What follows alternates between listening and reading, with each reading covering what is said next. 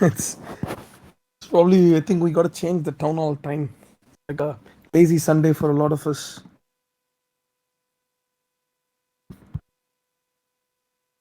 All right, first of all, again, as usual, I'm going to start off with the thanks because I'm still surviving in this space, in this period.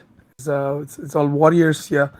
So, so thanks for coming and joining us today. Yeah, I mean, I think I spoke a lot about a lot of things in the last two town halls, like the plan and the what we're coming up with. But I think for today, we're gonna pretty much I think there was quite a few comments going on in the Gen 2 chat about like marketing, some ideas that were being discussed and stuff. So yeah, we definitely as always, one thing we do, we think or we believe that when we do things together as a group, we definitely can achieve a lot of things. So yeah, I mean, quite a lot of things are coming up for us. Like, I'm pretty, I mean, I think I'm just giving a little bit of a background before I pass it on to Amresh, because Amresh has been with us with, I've known him even before PG started from Discord. So it's before I hand it over to Amresh. I think it's roughly a year since I first connected with Amresh. I think exactly a year, even before Genesis was launched. So anyway, so the thing is, like, the little bit of background and the marketing side of things before I hand it over to Amresh, is the fact that, like, see, when we started Gojira, the one thing, or the one thing that I've held till this point is that, regarding marketing is being organic as fuck. In the sense, like, I never like to, I think a lot of you would have seen with a lot of projects, they just come and keep talking about how excited they're about their own project and what things are coming out, or just talking about stuff. Yes, I agree. Probably it makes people a lot more confident, or maybe the holders confident. I do not know. But for me personally, I do not like it. I'm like, I like the product to be out rather than just keep talking about it forever. So, in the sense, like, so we have like kind of like stuck towards the let's say organic marketing side of things, right? In the sense, like, we just kind of let the holders kind of understand what we are doing. There was a point that was made, and I kind of agree, like, in the sense, only Jira holders know about Jira.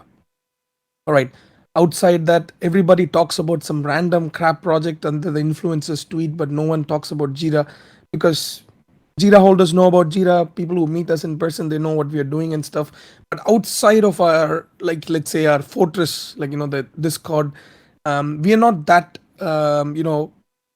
active, or we do not have that kind of a noise that's made in the space, right? Like, we are pretty much like, we do not make that noise. We do not send army of people and make some noise on Twitter or something like that.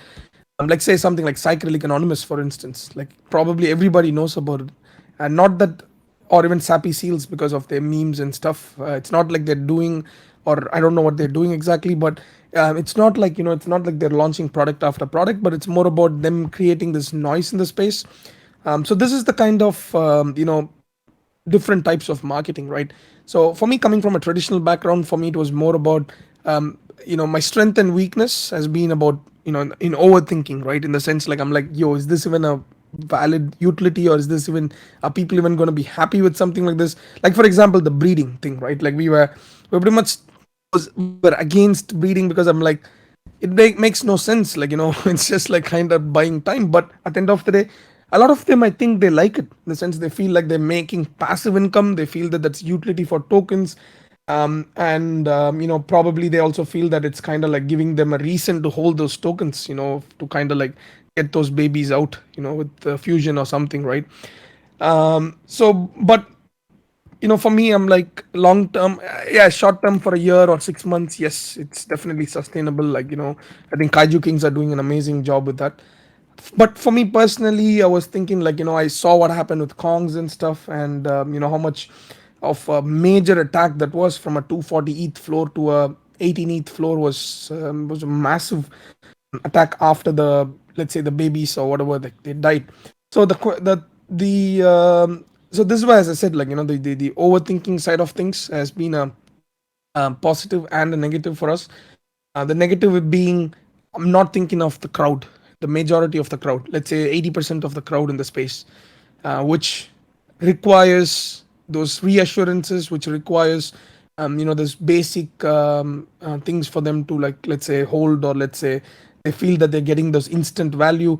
Because even if you do not launch anything else for a longest of times, just by having a breeding as an option seems like, oh, we're getting breeding for a year, so it's like, they seem like, it feels like that's a utility for a lot of holders. So maybe I agree that's where my shortcomings are from. So which is when I think we had a team discussion in Bali.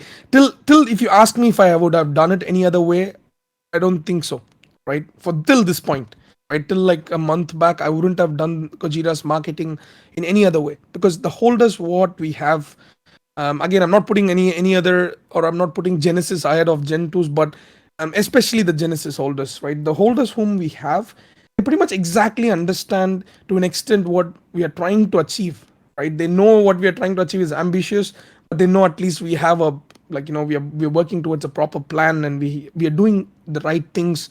Enough has been said about our finances and stuff, or the team's pay or whatever, but they know what we are doing is more, like, right than 99% of the projects, which I can openly challenge, like, in this aspect. So I think it's led to that kind of a strong belief in these people. But outside of these people, yes, it's other than, like, you, like, word of mouth, you talking about it in different servers, which obviously in a bear market, you do not spend like thousands of hours in different servers to spread those word of mouth marketing. That worked for us till it was a really good bear market, or the semi bear bull market kind of thing, like till like a month and a half back. But after that, things kind of slowed down, obviously, because not many of Gajira holders are spending time in different servers. It's almost like the Genesis are almost always here, and we do not have to grind or anything like that to naturally talk about projects like ours, like, which used to happen before. A lot of people got into Gajira because you as holders used to go to other servers, grind there and stuff, and talk about Gajira, what's happening, what's the plan and stuff, and people eventually like what's happening and they jump in, right? So till this point, I wouldn't change if we get this, even if I get a chance to restart this. I don't think I would change, because I still feel that we have been as genuine as possible to our holders and to the to team or to the public. But I think it's time to move on, right? In the sense, like, I think till this point it's fine, but when it comes to this kind of a market, I think obviously the strategy's got to change. It's hard to adapt even for us, for me. But kind of like, like random tweets or tweets that do not have impact, from the Gojira's Twitter account and stuff like that, has to change. So it's not just me and Jamie controlling it, just like, without any direction. So that's when we had a chat in Southeast Asia when we met. So Amresh came up with some really good ideas, and we all like brainstormed. Me, Ruben, Amresh, RNA, Jamie, G, everybody. And we kind of had to, we decided that we're going to shift towards, like, a different kind of marketing and have a separate proper team for it, like, a separate set of team for the marketing side. So, where the marketing is not, the aim is not to pump our floors, but to ensure that a lot more people know what we are doing, right? That's it. Like, that's pretty much the aim.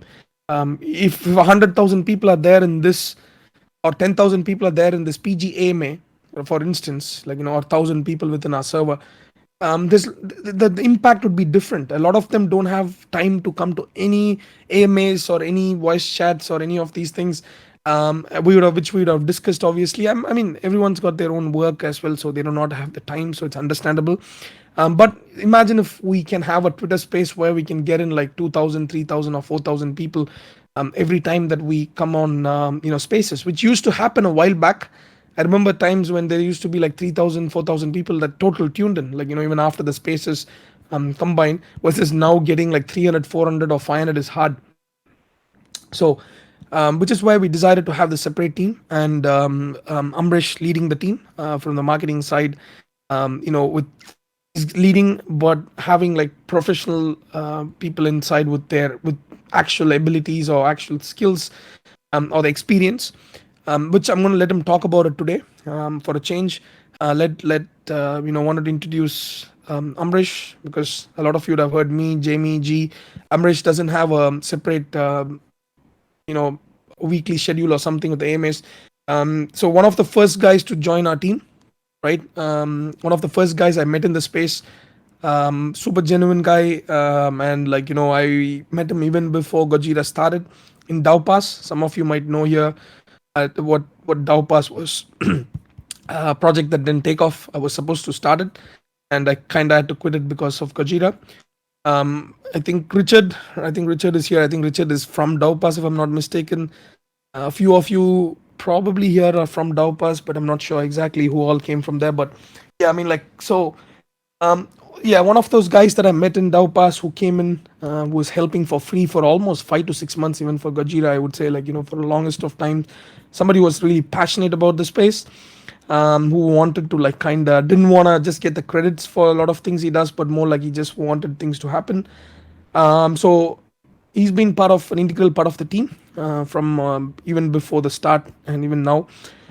And so I think, yeah, pretty much like, we had been shifting him around for a lot of work, but then I think we eventually found his best spot, is being head of the marketing team. So I'm gonna transfer it to him to talk about just Kojira and his experience in marketing side, what directions we are taking and how we are proceeding. And please do come on spaces after he finishes. Get on VC just to give your opinion, views, ideas, suggestions, whatever. Let's do it together, right? It's not just the team thing. Team is here to make things happen, but you guys, you would know as a consumer, right? And as people who are spending times across different servers, and being holders of multiple projects, you would know a lot more what you would like, what you would expect. Bring those points up, and whatever is feasible, we are going to implement it. Right, Amresh, on to you. Yeah, thanks, Shan. You guys hear me, right? Just message on the chat, and just want to make sure that you guys hear me. Right, Amresh, perfect. Yeah. live. Can you hear me, guys? I think he's got stage fears. I think some people hear me and some people don't. All right, I don't know where he went. I can hear him. You can't hear him, Shan? No, I think he's blocked me, man. Oh, we can hear him. I'm gonna refresh then. All right. I'm gonna refresh him then. Okay, so I want to first start off by defining what's marketing, right? So, just to give you guys, and then we will discuss it after about where the goals of marketing for us lies, right? So I just posted in the chat, but marketing is the activity, set of institutions and process for creating, communicating, delivering, and exchanging offerings that have value for customers, clients, partners, and society at large. So we are the institution, right? We are the institution as a business model of what we want to basically present to our audience and our customers.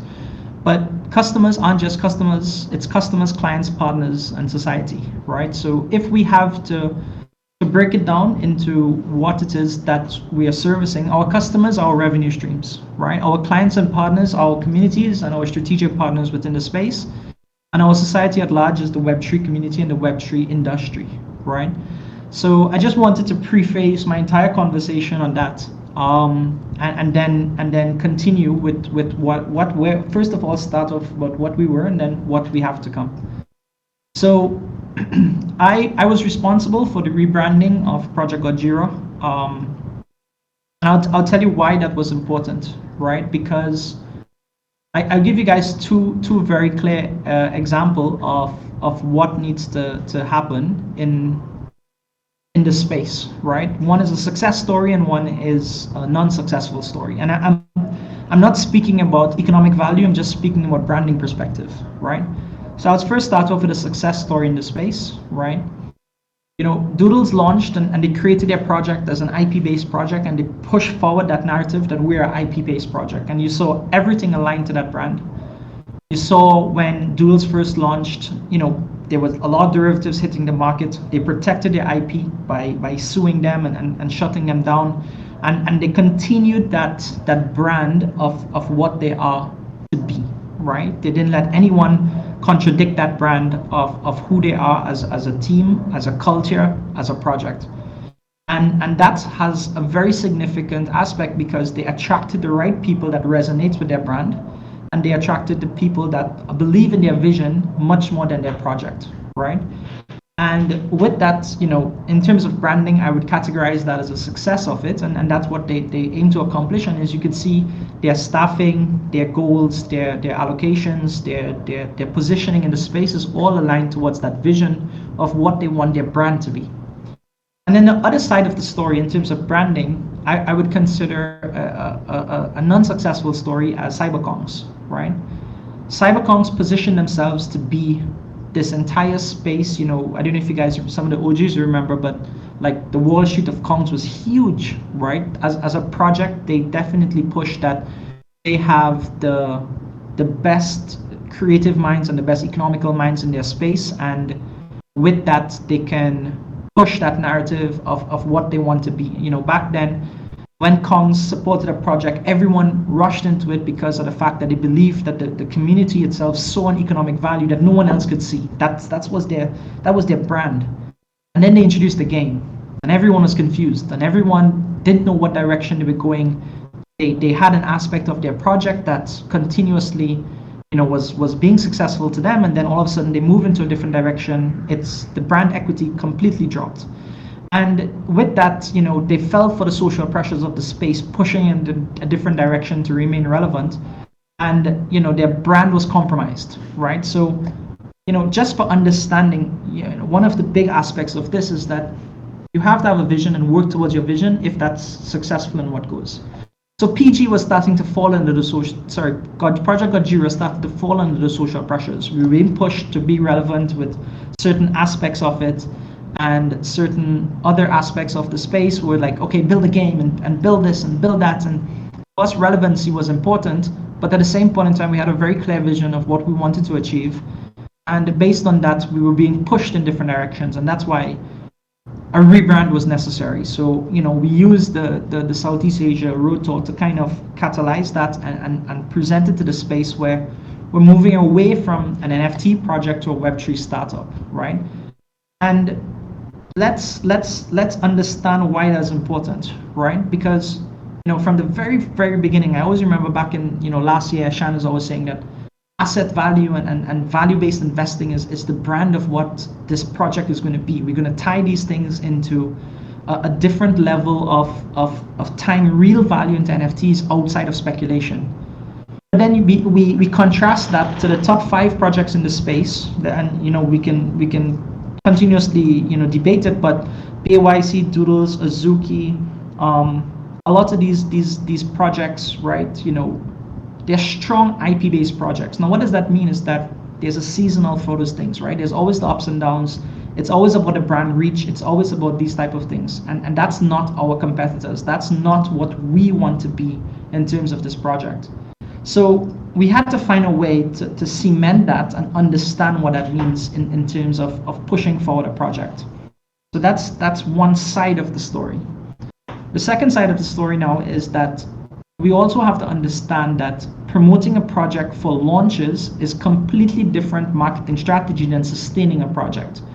A lot of these projects that people get excited by is because they need that excitement to sustain their project because they have a next launch to do, or they have a next project to launch, or they're continuously launching projects, and they need conviction from a vast field of people, right? That plays the numbers. Even with a 20-30% conversion, they can then have a successfully launched project.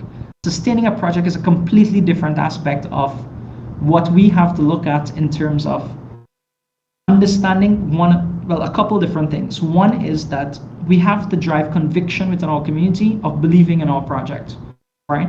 We must deliver for our community first, everyone else second. Secondly, we want to let everyone know about the aspects of the project that will attract the right people here, right? A strong brand does one of two things. It either attracts the right people or the right demographic or the right, psychographic to this narrative. Also, a strong brand repels the wrong people. So a good brand as well removes the wrong people that are here because the brand is strong enough that they're alienated for what it is, right? So that's some of the goals that we have where we can't be pulled at all different sides of the space, because for us to be successful as a longevity project and as a project that will survive the cycles of speculation, is we have to establish a base and attract the right people to support it. Now, I'm not saying we're the best, right? I'm saying that we may miss the mark of getting that message out there, of getting the right people, and that's something I'm actively working towards. The marketing team is about 1 month old, right? And we're going to get those things out there, and we have plans for those things. But the very first aspect that we've concentrated around is building conviction within our community, right? We started that by having very, very concise messaging and narrative. We started that by improving our visuals in the space, right? And let people be attracted to a level of professionalism that constitutes how we have, right? So, we didn't really promoted it out, but you guys would have seen our posting on Twitter is completely different than before, right? You'd have seen that we made some strategic changes to like our banners where, we talk about our Gen 1s and the value they have to offer, but we understand that we need to make the rest of the community as well feel part of it. So our banners incorporate all aspects of our project. You would see visual cues about the Juraverse. You would see our Gen 2s being represented. You would see our Gen 1s being represented. So visually speaking, right, that's what we have to build conviction within our community. And as I said, the brand has to be strong enough that some people may feel alienated, and we have to be okay with that, right? Not every idea is a good idea because it meets the brand. Similarly as well, not every demographic needs to be here, right? But we also have to do that in tandem with attracting the right people, which would be a much more wider narrative, a wider push to find this 1 in 10 person that's here and understand that, okay, I may not be able to run the whitelists, and I may not be able to run, getting into degen mints and stuff like that, and they have to see a value being here. So those are some of the things that we have working towards. Now, in pushing out this marketing narrative, we do have to balance long-term goals, short-term goals, and medium-term goals. And with those aspects, I look at the Web 2 model, right? So I always compare NFTs towards an equity, right? A business getting funded. I consider the NFT funds like a Series A funding, and they come out. And the valuation of the project is based on the floor price, or in the equity world, the share price. But what do people buy into the share price? People buy into the vision, what are the plans, the ability to deliver, the competency of the team, right? That's what people evaluate a company, and that's what we want people to evaluate our project by. So our floor price is a realistic valuation of that. But just like an equity, sometimes those floor prices could be undervalued or overvalued, right? Just like an equity, sometimes you have short-term profit takers, which, day traders, and you have the long-term profit takers, which are investors. So we still have to balance those type of things. It's the same model throughout, right? But what do you build towards? Do you build for does realistic companies build for day traders, or do they build for long-term traders, and they dedicate their resource for having that aspect of things? Show cash flow positives, show the capabilities of the teams, show new hires to show different aspects of the projects that they want to deliver on and have the capabilities to. These are the foundations of what makes a successful company over time. And that's why pivoting that narrative from an NFT project to a Web3 startup was so important, because a startup is defined by a certain set of business rules that have to be followed. And marketing has to complement that to show those aspects of building the right brand. So, I've seen a lot of the comments. I do understand it. I'm still an NFT trader at heart. I've been in the space for a while to understand how cycles work and understand different values that have. But at the same point in time, please understand that dedicating resources, especially for a project that builds the foundation, that we're being very due diligent with the funds that we spend. We're not splurging on stuff. We're not splurging on any ideas that comes out that doesn't meet the brand. That we can't invest and build towards day traders or profit traders, but there will be news and there will be information that allows these people to be a significant part of the project, right? Volume is definitely important. But I draw the example, right? Someone is saying, okay, yeah, let's concentrate on the speculation and build towards that. And we have example of, pumping our floors, right? So pumping our floors can definitely go with building revenue, right? Because you say, that's going to bring more money into the project. But let's say we pump our floors, and let's use a valuation of 1 ETH, right? We get 10% of that, that's 0.1. So for us to build, let's say 50 ETH of revenue, that's what, 500 sales, or 500 ETH of sales, right? That's 500 Gen 2s that have to be flipped and pushed that for us to get that same revenue. But we could do one consultancy with a project and get that value on the instant. And we don't have to depend on you flipping our projects. That adds sustainability, that adds longevity. So back to my, I defined what marketing is.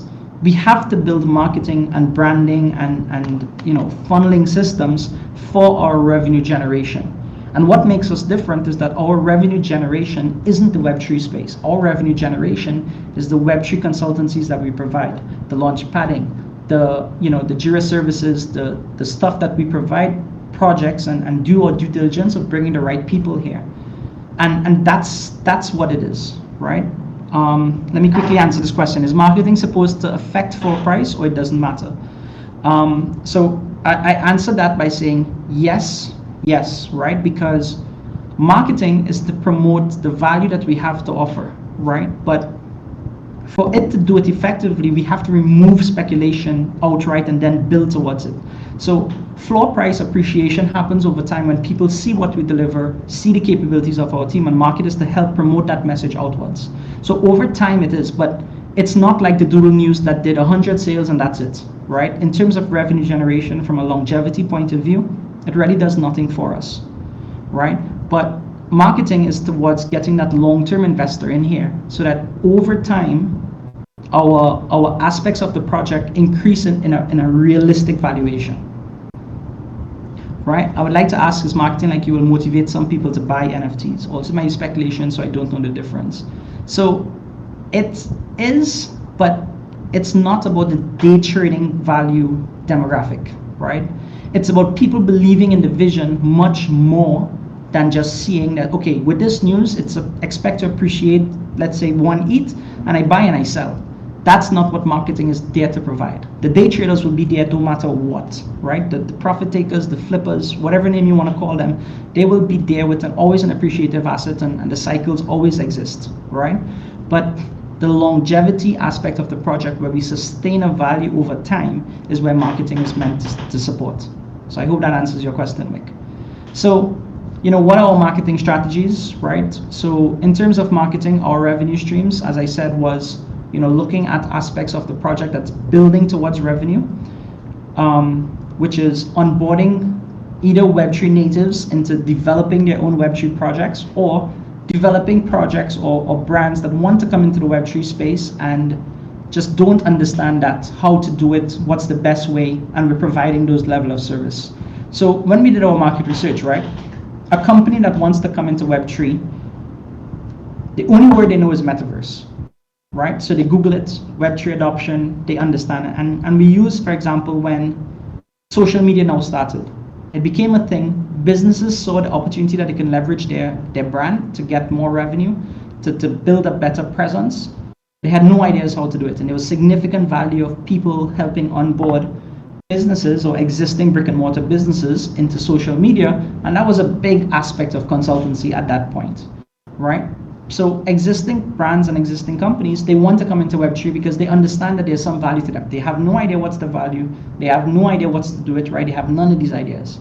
So they Google it, they do a small amount of research, they see the top names, BYC, Doodles, Azukis, right? They see these names. And they try to reach out to them. No idea, right? No conversion. They have no idea how to reach out to these people. They have absolutely no benefits of getting advice, none of these things from these people. So then they go to their personal networks and they say, okay, is anybody in Web3? Direct me in the right direction. And then you find people coming into the space based on personal relationships, and these are not the right people to bring them here. So that's the gap that PG is looking to service and offer.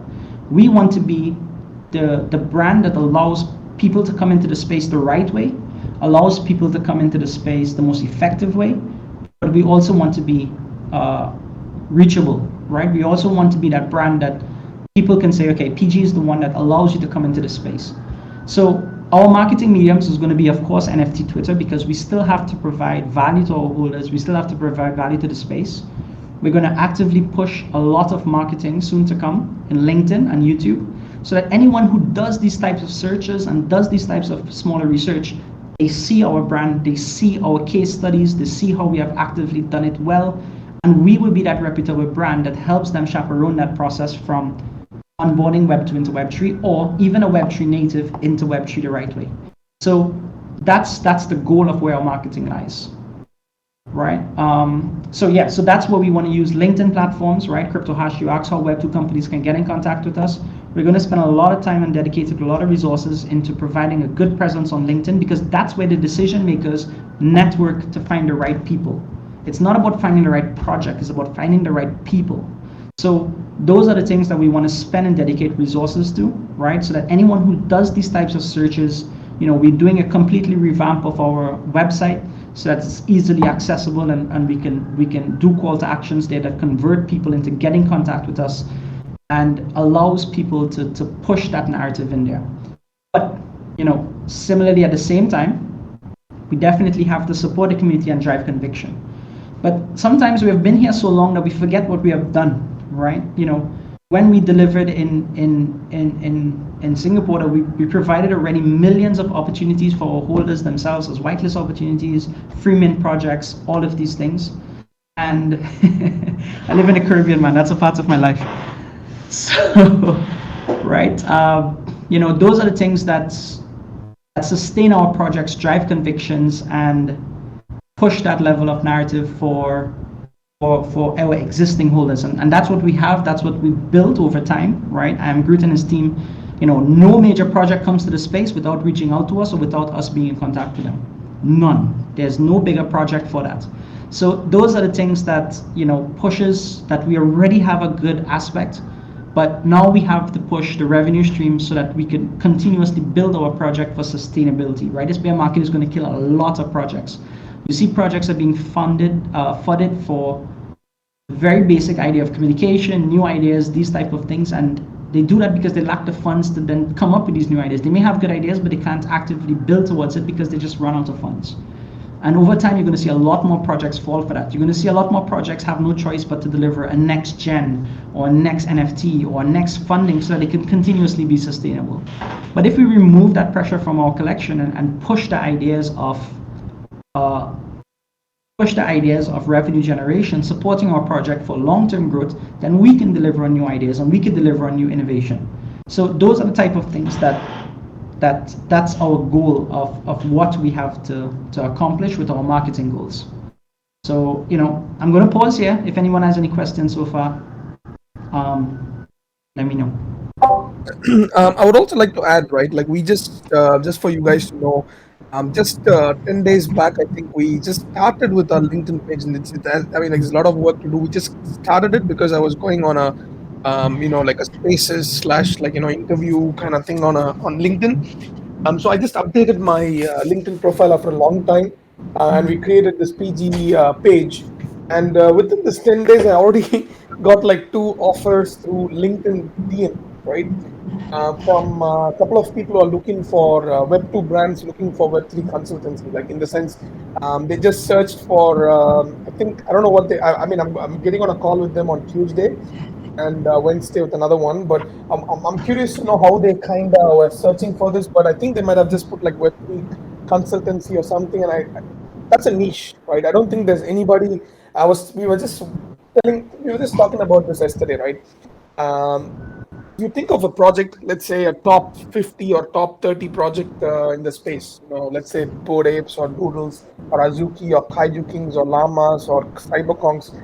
When you think of it, a one-stop shop, for dev work, to consultancy, to a launchpad, to tokenomics for marketing or connections.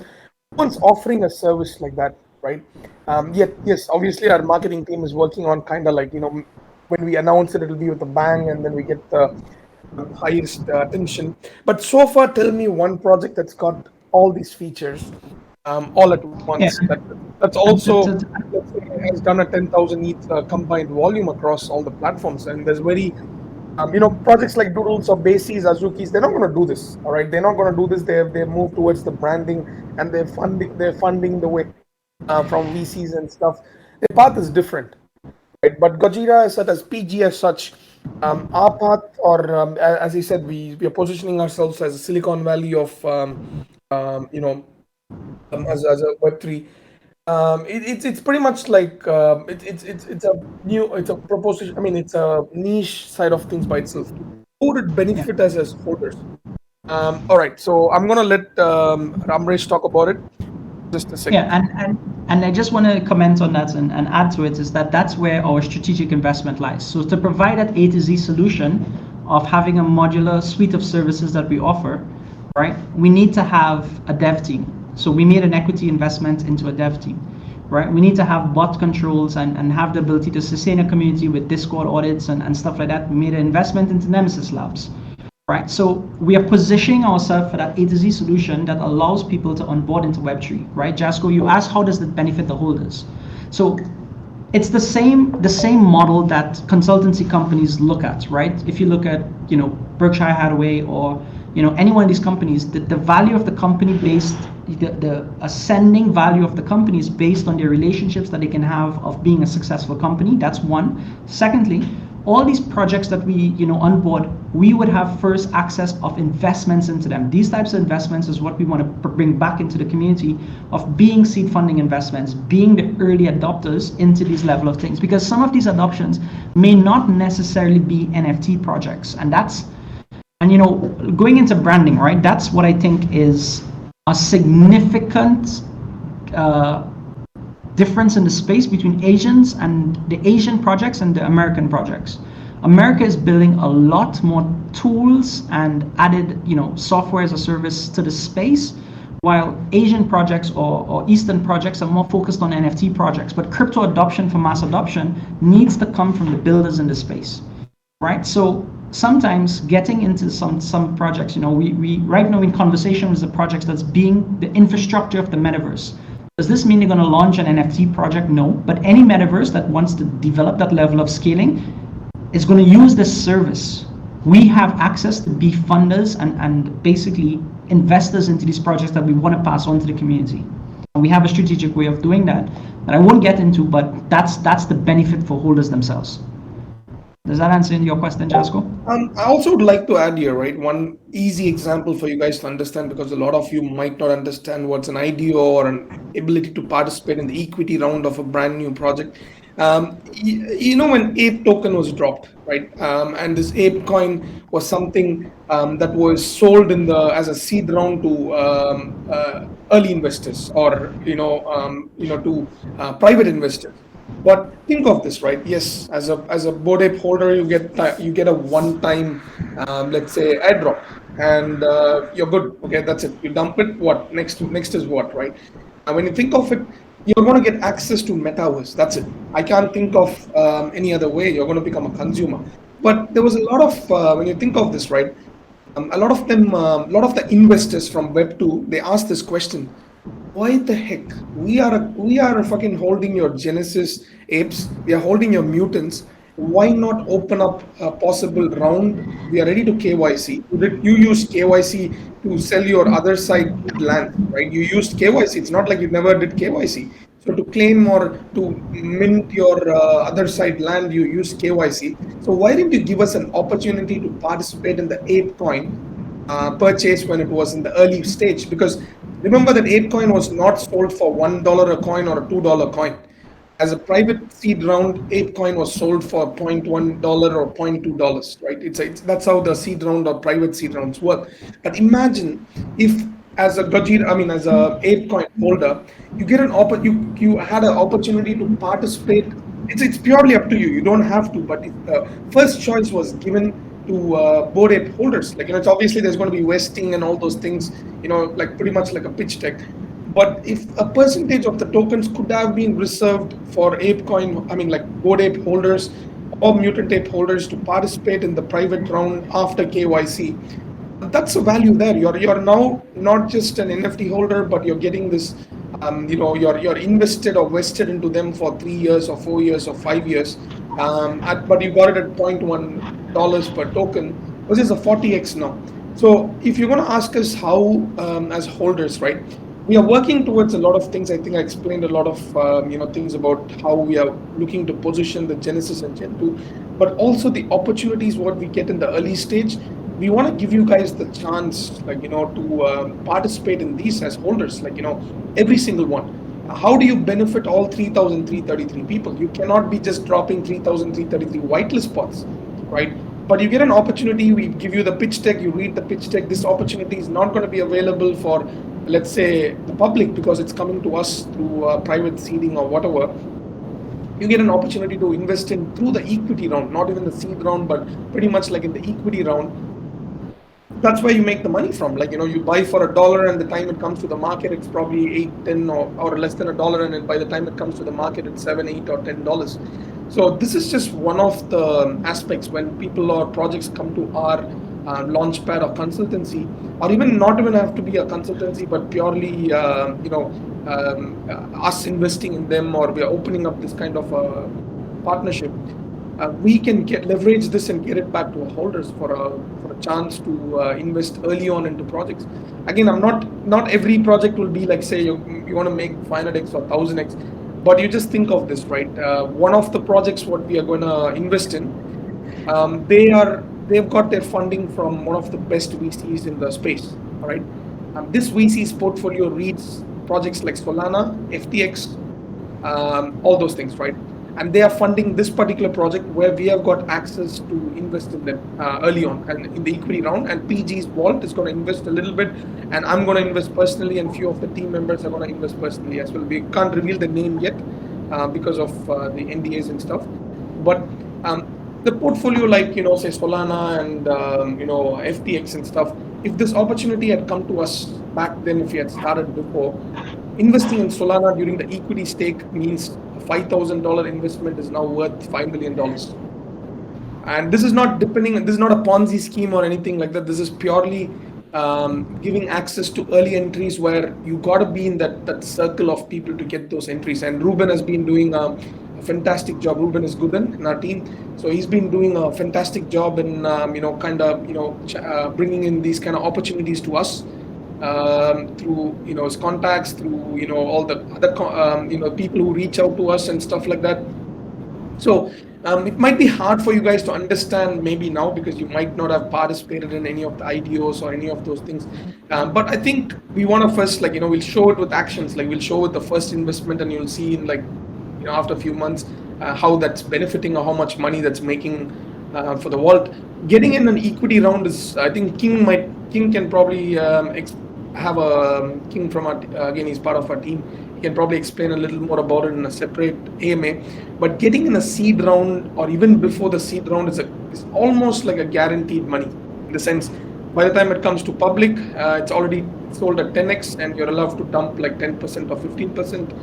You already make your money back, and every 3 months or 6 months, you're allowed to withdraw more and more through vesting and stuff. So this is just one of the things that we are looking to give back to holders, and this can be done in masses, not just like 10 people, 15 people, or 100 people like a whitelist, but all 3,333 can essentially participate if they want to.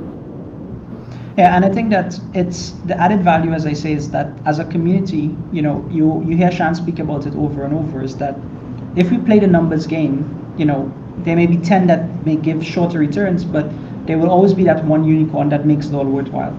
So the more projects that we help build their product in a much better and a more applicable way for the space, then these are the projects that we have a part to play in and can service the needs for the community.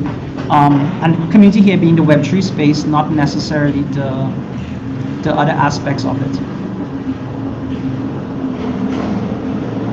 So, those are the type of benefits that we want to have. Just hold on a minute, guys. There's more and more outside my house. We gotta first start a GoFundMe page to move Amresh away from Caribbean.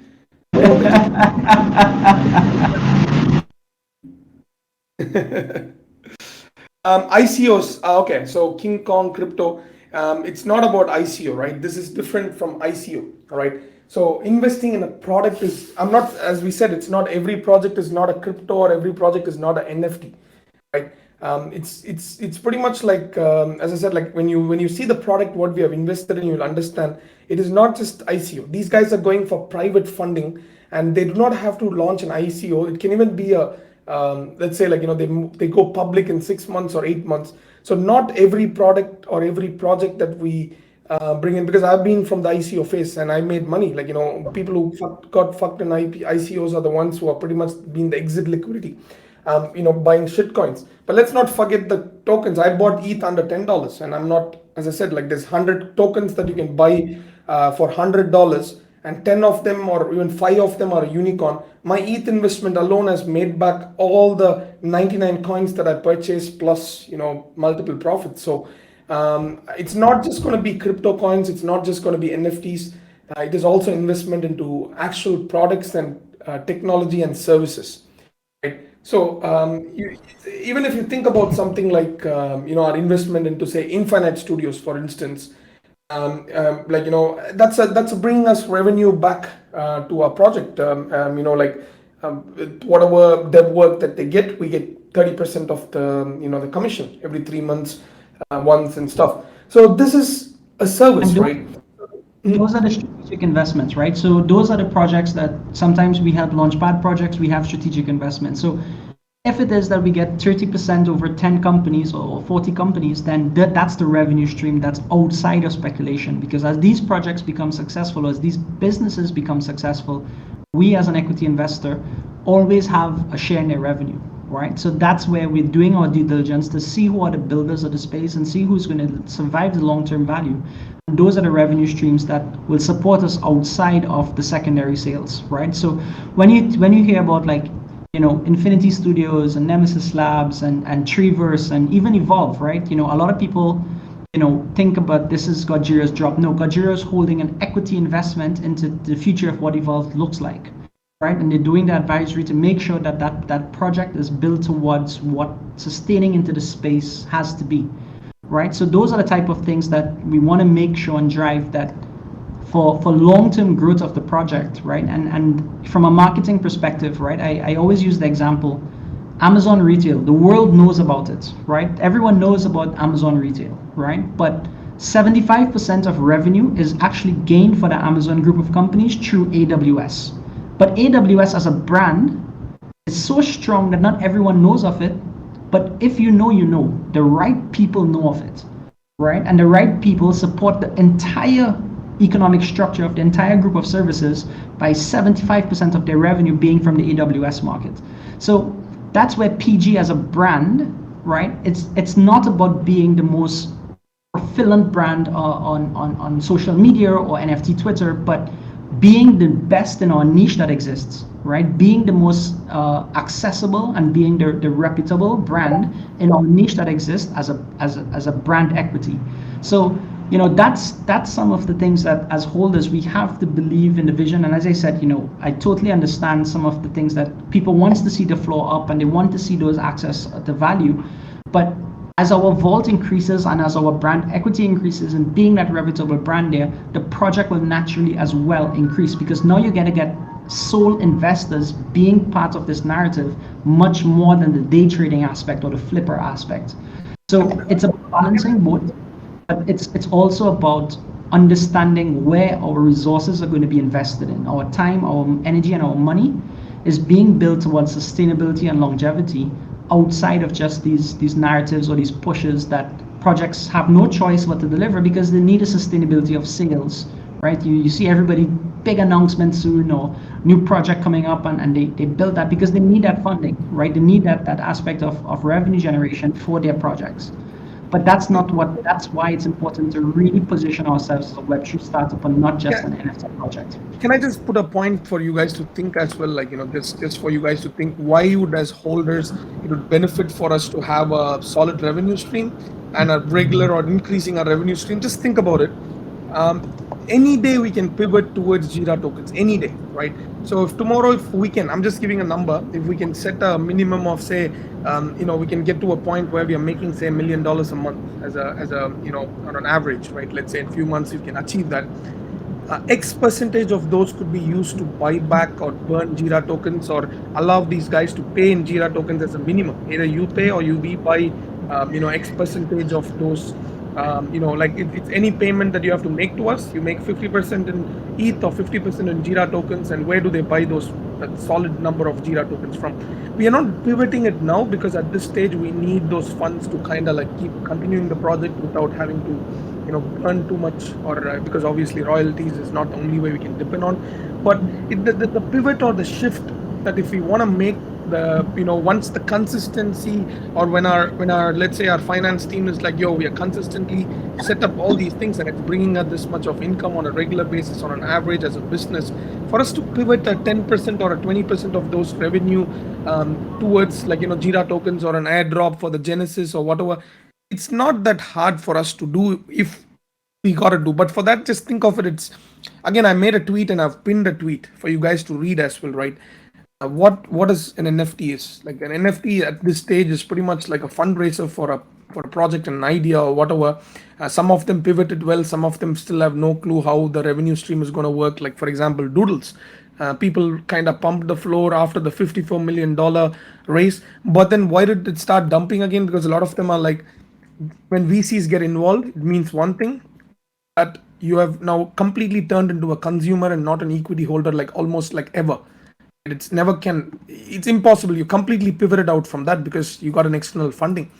Number one. And number two is, as a holder, how are you going to benefit? Like what you guys asked, like one of the person asked, like, as a holder, how are you going to benefit? I don't know. We again with Doodles, I don't know. Like, honestly, like, it's really hard. I think once you get into the VC side, you become a consumer. There's a no chance for you to move or pivot away from the consumer side. But for PG, it's us. We are completely we are completely got control of the project. So the point here is, if we like, let's say we got $3 million in our vault right now, okay, like the USD and ETH and our assets, right? And let's say every income that we get in from henceforth, if we are ready to pivot, we don't know when it is. Like, it can be in a month or 2 months or even a week or whatever. When we are ready to pivot and we start buybacks of Jira for burns, or we start charging people with 80% ETH and 20% Jira for consultancy, for example, right? For example, we charge about, like, say 15,000 USD to 20,000 USD, for instance, right? It's just giving them, like, pretty much like advice, directions and stuff. It's not like a launch pad. We don't, you won't even probably know that PG was involved as such, because we don't want to be involved in a pump and dump, because just because we are involved in certain things, we are kind of like trying, because the space is immature. Tomorrow, if we announce PG is involved in this as a consultant, I do not want anybody to go and ape in because of that, but for you guys to read and understand, and if you legitimately like the project, you can look at it. But a lot of them, what happens is, our PG is involved, they're again involving in another pump and dump. Tell me one thing, in real world, any of you here working as an engineering consultant or a finance consultant, you're working for 50 to 100 projects as a consultant. Does it mean you're pumping all the projects? So the problem here in Web3 is that when you announce we're an advisor or a consultant, they straight up, they're like, bags are going to be pumped because this team was involved or this thing is involved. There's a lot of them think like that. It's slowly changing. But when we start doing this, like, say 10% or 20% of the income, what we get, right? Which any day we can switch on. It's on us. Like, we are ready to switch on now. We are ready to switch on next month or whatever. Who's going to benefit then? All the Jira tokens or whatever is pretty much the ones that's earned by Gentle. So, and I think that's where I want to say that it's a very strong narrative that I wish everyone here understands, is that we're not treating our holders as our consumers. I think every other NFT project, that's what they're doing, right? It's about understanding that you guys are early investors and early adopters, and therefore the value that you have is what we can bring to you, not what you can give to us. So, understanding that aspect of what this project is different is just by that line, just by treating our holders as not consumers, but early investors. That's the major difference, right? So, when you hear project pumping and dumping or delivering news for the appreciation of it, or, let's look at other projects delivering merge on a substantial scale, who are their primary consumers? The primary consumers are the project's own, owners, right? But when we have our revenue stream outside of the project, you're not a consumer for us, right? You're not the one that giving us the revenue to continuously being sustainable. And I think that's the major key difference, where we treat our holders not as consumers, but as early investors or early adopters. I think Harman, you've posted it's still confused. I'm happy if you can jump on the stage or something just to kind of Yeah, see. just come and ask the question. That's no problem, man. I could always Yeah, answer just it. That's come up on the stage. We'll see. We can like pretty much just try to clarify because as I said, like a lot of new young people are joining the space and coming into the project. So that's one mistake I made whenever I make a statement or comment, assuming that everyone knows what's equity. Or I was surprised that I mean, like it's on me, right? It's my mistake. I used to talk a lot about equity and stuff, and then a lot of them started questioning what's equity. I'm like, oh shit, like it's on me. Like I was just using the term, assuming that everybody even knows what's equity and stuff. So, so Harman, like if you can jump on. Do we have to allow? I mean, do we have? Is there a push to talk thing open, or can they just come on stage? I think they can, but just Please to unmute chime them in. before. Oh, it's so Yeah. muted. All right, sorry. Harman, can you try now? Right. So just to answer this question as you go along, right, is that the direction of PG is positioning ourselves to be a Web3 incubator, right? I run with the lens that PG incubate businesses and empower people. So when you look at what we do, right, let's look at what we have delivered. We have delivered in empowering people. We have delivered weekly AMAs that talks about topics that's not just about NFT collections, but how to make you a better investor, a better trader, a better person, and networking in the space. We launched our Jira Fitness program, right, and incentivized that so that we ourselves could be better at health and wellness. We have weekly AMAs with Josh that talks about mental health and where those aspects should go. So in terms of our branding, right, that's the lens that all ideas that we publicly put forward is going to revolve around. PG, incubate businesses and empower people. Yeah, and also let's also, I mean, I want to answer in a better way. Like that's let's say less than a percentage, for instance. Whitelists are probably less than a percentage. The way I'm looking at it, if you're asking if it's a metaverse, if you're asking if it is a whatever IP play or whatever this thing, right? So apart from being a consultant, like that's where let's say one stronghold or strong focus, that we have got as a project, or we are already have been proving as a project.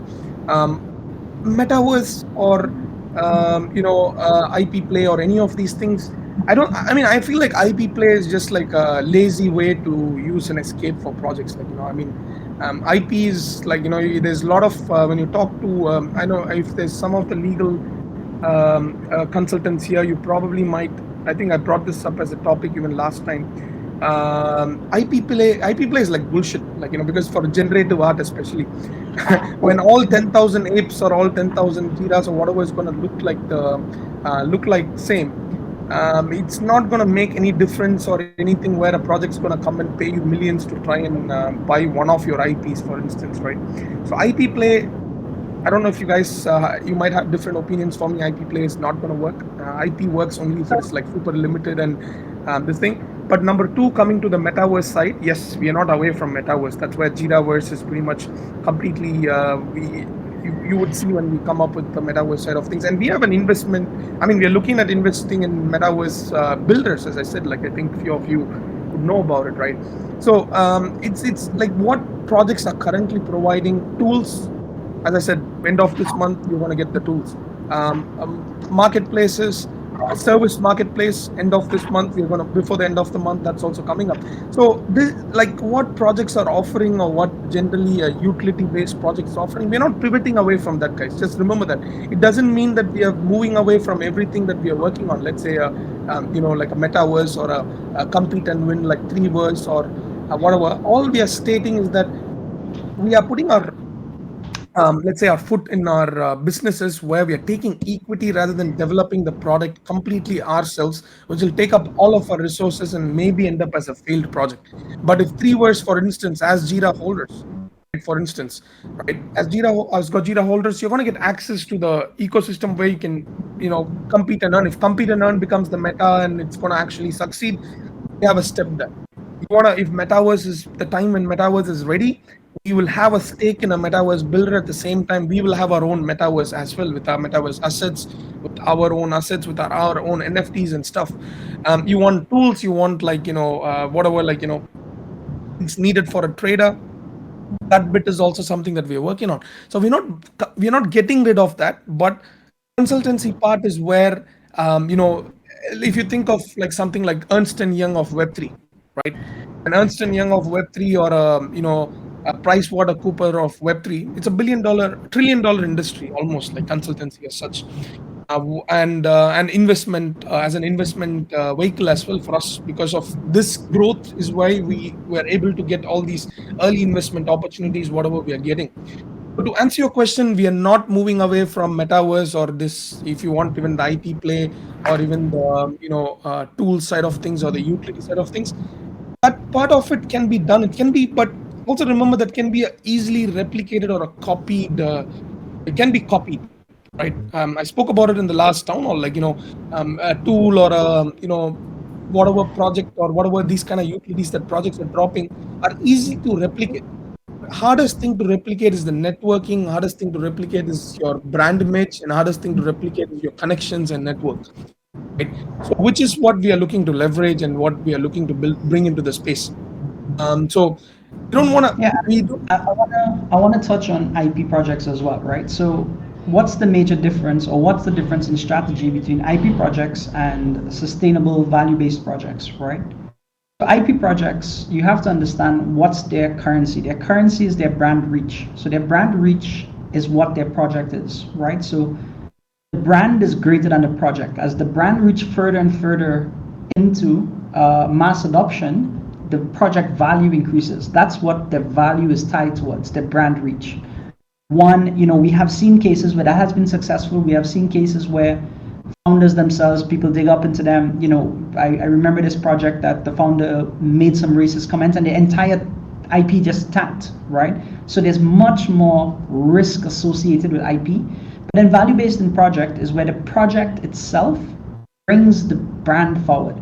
So it's not about the brand reach for that, but the brand reach gets as much more people talk about their good experience with PwC, or good experience with Ernst and Young, right? So it's a different level of strategy, where brand reach and brand equity is two different currencies for two different types of projects, right? So we would have avenues where we're exploring, where for people to talk about our project in a certain way that allows people to then find that 1 in 10 person that wants to make a significant presence in the space, and we had a reputable brand to help onboard them, rather than on the other side of things. And that's why we invested into Evolve, right? That we understand there's a significant portion of existing ideas that can be explored there, right? Where the brand reach is important much more than a project. So as the brand itself reaches a significant way forward, right, and reaches a whole new different demographic, the project valuation increases. And that's why you can see, right, when you see projects talk about VC funding and everyone get excited, why? Is because they believe now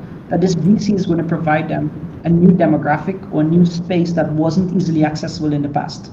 So when we think about celebrities coming into projects, right, it's immediately your subconscious thinks, if the celebrity gets there, then it's going to reach to a whole new demographic that may not know about Web3, or a whole new demographic of celebrities that wants to partake in here and invest into here.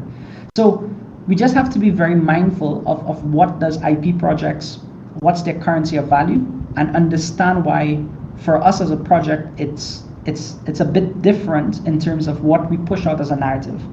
So I just wanted to touch on that.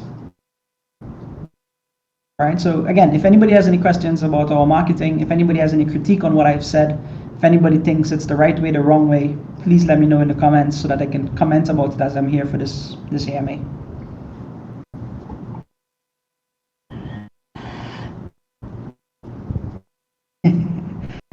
Yeah, Sav is actually a famous US rapper. Right, so yeah, so that's the marketing that we're gonna push, right? And even like Shan is speaking about these things, empowering people, is talking about our investment opportunities, our whitelist giveaways, our substantial value into the project, and having a stake in all of these different things. That's the empowering of our community members. Again, I really want people to understand the statement that as a project, our user base is not our consumers, this is not the people that we want to continuously sell to. So there are different types of communities, and we just choose not to be that type of community. I've just put a little bit of explanation, right? Um, so compete to win, like somebody asked, we didn't like you don't. This is not something where we are like, guys, we are taking millions from you and we are building and we are taking your money and then we are gonna again sell an NFT and then build a game and take money from you. But rather, the game's beta version is ready, and G today was asking some Genesis holders as well for testing and stuff. You just have to you get access as Gojira holders to play to win another token. So it's almost like you have nothing to lose, just go and play and fucking win some tokens, right? Make some money. Right. So that's one part where we have 30% equity. So onboarding other projects equivalent to making more money as well. Plus, it's focusing on Web2 and targeting even outside audience, like from Web3, because we want to onboard a lot more people with credit cards, debit cards, like pretty much like your mobile game or a web game where you don't with the where the NFTs don't have to be stored in MetaMask wallets. If you do not want to, it'll be in a custodian wallet. So letting people come on board. Metaverse play. So we are not completely skipping metaverse. More details on this, but Leapin, we are pretty much in chats with our own world, and which will only be accessible to, let's say, Jiraverse holders. But here, note one thing: tomorrow it doesn't mean that Leapin is going to be the best metaverse or something play or whatever. But the point here is that our assets are going to be accessible to any metaverse. But how much are we spending our millions on it? Nope, nothing. Right? We are pretty much helping them on certain aspects. We get our world, and Jiraverse holders get it. And third one is one of the other examples is Infinite Studios, where we have our own set of dev teams, discounts and priority to holders in the future, or even now, if you contact us, PG has 30% equity. Already we are loaded with projects, so any money that they make, we get 30% of that, right? So just think of this, just process a little bit. When projects are just focusing just on one metaverse where the entire team is just building on it, what we are trying to work on is take equity on it. Equity means ownership, all right? Equity is ownership. So none of these can be stated as PG's projects, right? But PG has equity on these, all right? So PG has equity means we have, when they make profits, we make profits, right? When they make money, we make money. When they if they become big, or when they become big, we get 30% of everything that they're. But what's the best part? They have their own separate team. If they have their own separate team, there where we do not have to waste our resources or spread ourselves too thin. It's happening by itself. It leap, and we have a meeting once a week or twice a week. Just like as investors, we come in. So that's it, right? I hope the equity side is pretty much clear. And to answer your Yeah, question, that's the major difference, right? Increasing in the value of Gojira from a high floor price. How is the team dealing to help increase the value back to the moon? If you're going to think about, we are just aim is to just make it to the moon 100%. I'm not going to be here and be defensive and be like, oh yo, our aim is not to pump the floor or make the floor higher. Obviously we want to, at the end of the day, as people who want to get in, we want to make money, right? So I don't want to be defensive and be like, yo, we cannot guarantee that moon is not our our aim. That's like almost like kind of being defensive and staying safe. 100% we are working towards our products and our services, where we believe that we'll reach a point where it's impossible for new projects to come and replicate our equity play or this thing. If you ask me when, I don't know, but if you are going to ask, it's going to happen. I mean, I don't see as a normal, as anybody who's invested here in stocks, or anyone who's invested in like proper like businesses in Web2. I think we are attracting the right crowd. All right. I don't think we are attracting the wrong crowd. There's maybe like 5 or 10% come here, assuming a 10x or a 20x return instantly. But as Amresh said, like think of what we have delivered as well. What we sold our Genesis at, and what we sold our Gen 2 at, and at what x is that in? Like Genesis is at probably 40x or something. And also Gen 2 is getting 8x at this stage, right? But so I don't think that like in terms of the deliverable side of things, we can't look at an 800x or 80x consistently. But we are still sitting at a 40x and almost 8x in like few months of our mint the mint date. We didn't mint it like 3 ETH or 2 ETH or 1 ETH, or something like that. Like, so yes, the secondary did pump, right? So, but like, that's something like, every market, everything was pumping in that period. If we are going to get back, of course, but the question I cannot answer at this stage is when. I hope that's understandable. Like, I mean, I wish I can foresee the future. We have a huge or a bigger skin in this game. Like, we quit our jobs, we are in this, and we're making money. We are moving towards a cash flow positive business. Anybody who knows basics of business will appreciate that cash flow positive business is pretty much important for sustainability, not just launching more and more collections to make more and more money, right? So we are moving towards a cash flow business with the skin in all the services and multitude of services. So Yeah, so this will answer some of these questions, Shan. So one of your question was that so Shan would have talked about the value of the floor price and how we aim to improve it, right? So again, it's not the pump and dump scheme because it's not sustainable, right? You look at Doodles made all its pump and it's back to the floor even before the pump, right? It just provides exit liquidity for who needs it and that's it, right? But somebody else end up bag holding something that they thought would have more speculation, and that's not the type of community that we really want. But an appreciative asset over time, definitely we do want the floor price to increase. So I just want you to know, Prem, that that's definitely something on our mind. Secondly, with the artwork, it's being discussed, right? And I'll just leave it like that, right? It is something that's being discussed. But I mean, say, but I'm sorry to cut you, but I don't think. See, one thing, there's no, you're not going to get slack for this or anything. But I'm very sorry to cut you here. I think it's really perspective at the end of the day, right? Like for us, just bringing in a renowned artist and spending like $50,000 or $100,000 at this stage for a project like ours, I think it's really dumb. Like, for us to waste $100,000 at this stage, for artwork. Doodles is not a pump and dump. What he meant was 54 million raise just allowed it to kind of pump a little bit, and then it came back below where the floor is. But evaluation. Not saying it's a pump and dump. We just meant that that one news about a 54 million raise maybe caused like a little bit of spike, but then it went back below, right? And second thing is art side of things is again perspective. Like, for me, I didn't like, for me, Genesis was not like, my type, but then I like Gen 2 art. So I do not like Azuki's art. It's against the common opinion. So for me at this stage, our focus is probably not going to be on art, as long as spending for it for now it's like, I don't think it's worth it in our current scenario. I'm being very open here, but not that we're going to give probably options, maybe where I can swap or something, but not at this stage, or not instantly, or not our first priority. Like, I'm being very honest here. Quite a few of them like it, quite a few of them do not like it, but are we here really for the art? That's up to you guys to decide. But second thing is, we would definitely, if majority feel that way, we would look at it. But let's first, come to a point where we have some millions in the bag, right? And then we can think about even bringing, like, say, something like maybe possibly somebody even like it's not, see guys, when you pay money, artists are going to come and do the artwork, but the question is this where we want to spend our money at this stage?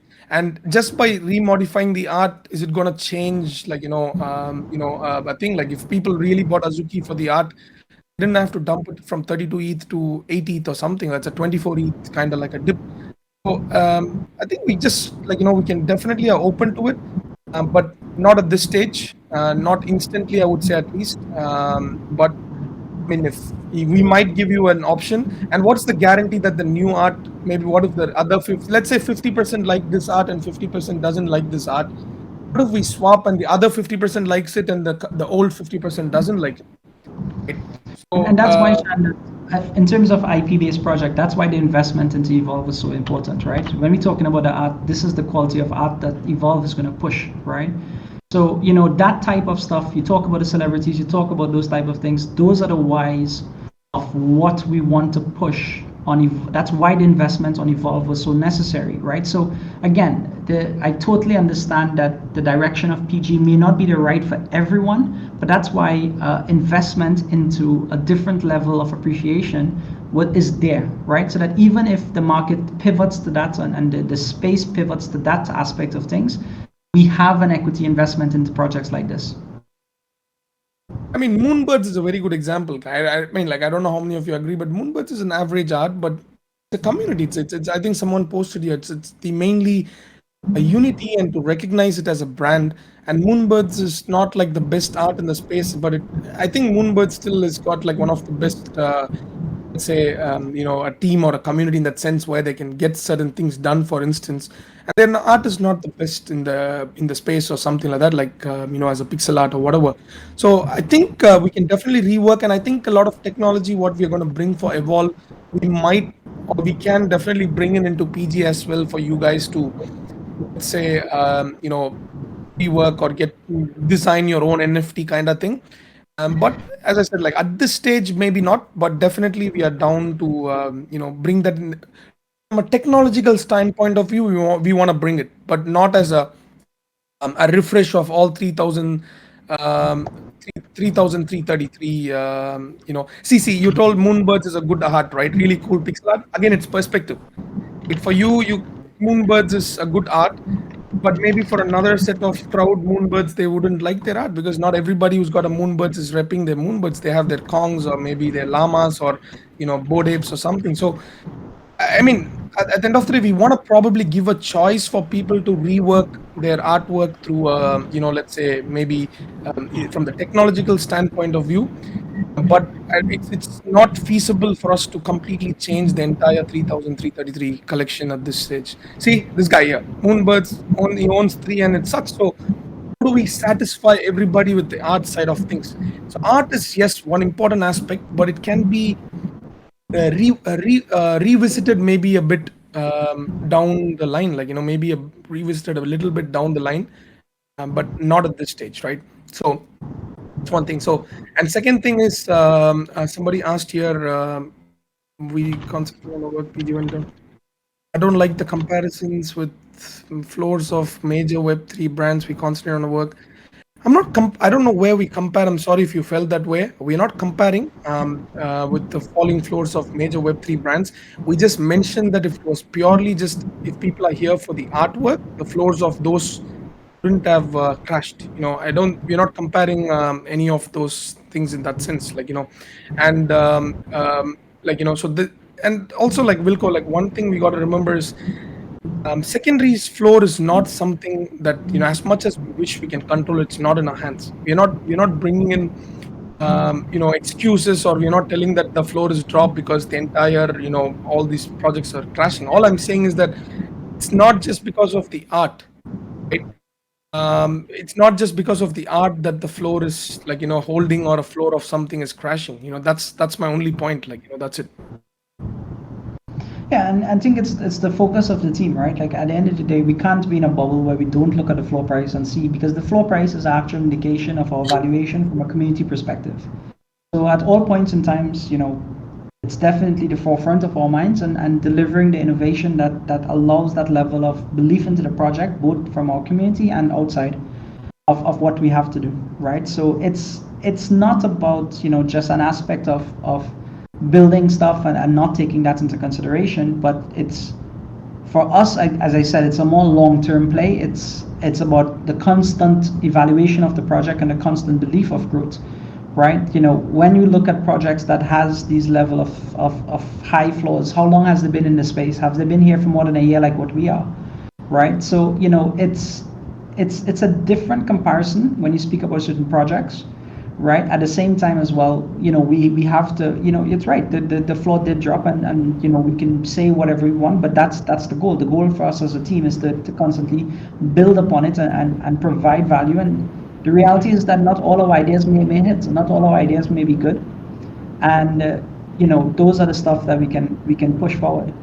Answer your question there, Prem. The last question you asked, the answer is no, because that's not the type of project that those are the value propositions of IP-based projects. It's honestly, the artwork had no part to play in the value of our project. You see top rarity projects selling for the floor price in our project because no one bought Eden because of the rarity or the value of the art itself. Those are IP-based projects, and what we will not do is allow ourselves to invest into value. And that's why I prefaced my entire conversation about the success stories of people that stuck to their brand and did not. So, it's, if you're here for the art, I hope that people see it the right way, what I'm about to say. But if you're here for that, this is the wrong project for you. It's as, as maybe as simple as that. But at the same point in time, we believe in our project for constant, accretion of value over time, and that's where we go. Because even with our dip and what it is, we still have a significant floor in comparison to other projects. We still have a lot of value into what we can provide. And it's for people to understand that that's the build that we have, and that's what we're going to continuously build upon, so that our project has a high floor, our project valuation is of value, but at the same time balance that with the sustainability of our project in terms of our revenue streams. I understand, Wilco. Thanks a lot for that. We are not comparing. We never compare ourselves, and I even made a tweet about it a long time back. Comparison is the killer of joy, and I used to compare ourselves. The funds what we have versus the fund what they have, and those kind of comparisons definitely play into the mind of a founder. It's not easy. Somebody having a 3,000 ETH versus somebody starting with a 15 ETH, trying to do things is not the same, right? You cannot compare, obviously. But it comes into our mind, whether sometimes it does come into our mind. At the end of the day, all of us are human, so the comparison side definitely comes into our mindset here and there, because we're like, man, what are these guys doing with 30,000, whatever, like 3,000 ETH in the hand? And whereas, that sort of comparison would come in. But what we're trying to do is, like, sometimes people do not understand that, like all these things, what we request, or what is requested from the team, is kind of sometimes can be a little bit unfair, or it's not achievable in a short span of time. Because, as I said, like, we are not like a fund heavy project, right? We didn't like go with a crazy funding mentality, because we wanted to keep it like open to all. I think the OGs would have known probably, that we could have sold our Gen 2s for much higher price. I still say this because don't think that I'm repeating the same statement, but sometimes needs reminder. Like, we could have sold Gen 2 at a much higher price and had a much higher vault. I don't know anybody would disagree on this, because we went for a super high price on our our blind bid and stuff, and a lot of them came into this project with a blind bid. Easily could have sold at least for a 0.5 to 1 ETH, the Gen 2, because Genesis was sitting at 25 ETH and people were buying it at 20 to 25 ETH side of things, right? So the point is that we took a different route, that we didn't want to, when every project was charging that much of money, and didn't allow people to make rice, in the sense, didn't allow people to trade a lot in the secondary. We had a different mindset at the time. We didn't want to overcharge people, take it step by step. But so what happens is, the floor obviously went up, and people started expecting instantly the same value what they were paying for that. When you buy a Gen 2 Gojira at 5 ETH or something, when the floor pumped up, the question what we gotta ask is mainly, like, did we artificially try to pump something, or did we announce some news that say like Pharrell Williams is coming and we didn't bring him in or something? The market kind of made some moves. As I said, I'm not saying that, again, I don't want to be defensive on this, but we are not a cash heavy project, right? When we started, at least we aren't a cash heavy project. So we just got to kind of reiterate the fact that our funding, we had this point, right? We were forced to find alternative income even from the start. That's good for us, because a lot of projects at this stage, they make their money and then they burnt a lot of money by taking a lot of funds for themselves. We have been forced to always find our own income streams and stuff, which we have been successful at so far. So I think, see, at the end of the day, like, if the artwork side of things and utility side of things, what projects are offering, we are definitely going to go down that path. But we want to operate like a business. That's it. We want to purely operate like a business. We are not we're not just gonna do some short-term stuff just for the sake of pump or something. As I said, we could have VC play is seen as a big thing, but yeah, we stayed against VCs for a while. I think personally, still think it's a good decision from our end. So, like, one more thing, I'm not just saying this again, like, for I'm not like kind of discouraging people, but every project has got its own unique point, its own unique style. unique way of running a business, which is why it's important you guys jump into AMAs and spaces. Um, Diversification is one thing, and also second thing is not one project is not going to suit everyone's needs. All right, one project is not going to resonate with everybody. Right. I think most of you can agree on that. Like, so one, like, it's why you have to explore as well. Like, one is diversification. You don't have to put all the eggs in one basket. Go around, check other projects out, uh, test them or whatever. But you're going to come back here. When you see the way these projects manage their funds, if you start seeing that, you'll probably come back to PG. Right. So every project will have its own value proposition, or the way, or the thought process of the leader or the team, right? So the way I think will be different to the way another project would think. So the point here is like, whether as a community or as a set of individuals, do we resonate? Do you resonate with the way what the team is, the decisions what the team is taking, or you do not resonate with it, right? If you do not resonate with it, the step would be, number one, to fill up the, the what is it, the form for suggestions, which we have been reminding almost every once or 2 weeks. Keep some, I mean, like, your suggestions in the form. We are looking at the suggestions, and any suggestions, even the simplest one like the OS banner, we changed it, right? So any suggestions you feel like, dump it, right? I mean, like, put it in, like, in your thing. So even after that, like, say a few weeks or few days after that, if the team is not addressing the suggestions, or we are addressing, stating that we cannot, unfortunately do it for so and so reasons, you got to see whether it's convincing for you personally, right? Because as a team, we got to take some decisions. Like, we got to consider a lot of things. If it doesn't, let's say, resonate with the team, it's either there's two options. Again, you just trust the team and invest in, or you be like, nope, this is not working for me. I got, unfortunately, kind of have to leave the ecosystem, right? So that's where the thing is, right? Like, projects try so hard to, convince everybody. It's not possible. And even for you as holders or investors, one project is not going to satisfy all your needs, or it might not resonate with your ideology or your mindset or whatever, right? So here, when the balance would come into a project is when majority or 95% of the people or 98% of the people slowly come towards this one unified goals, like, where all the Gojira Genesis and Gen 2s like are feeling like, okay, we all are aligned with our goals or interests, or they like the way the team's taking the steps or decisions. That's essentially when we would reach that sense of equilibrium, right?